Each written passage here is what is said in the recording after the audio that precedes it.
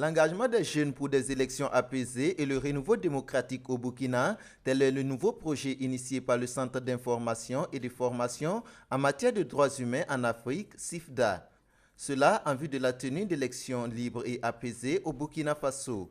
Pour le président du CIFDA, il s'agit de mettre la jeunesse au premier plan des élections à venir. Essentiellement deux types d'activités.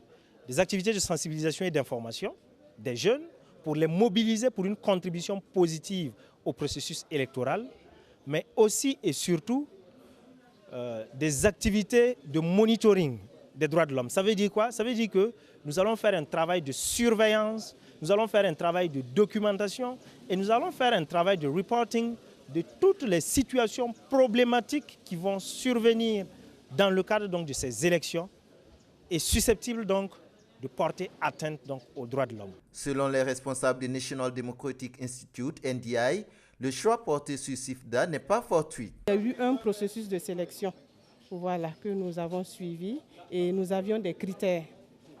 Et sur la base de ces critères-là, CIFDA a été éligible, il a été retenu. Mais il faut signaler aussi que CIFDA, c'est un ancien partenaire du NDI dans le cadre d'autres projets que nous avons mis en œuvre auparavant.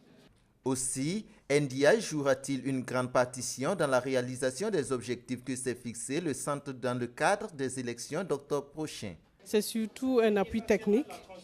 C'est vrai que nous leur apportons un appui financier, mais ça, c'est surtout l'appui technique qui est le plus important à notre sens. Les accompagner techniquement afin qu'ils puissent participer de façon efficace au processus.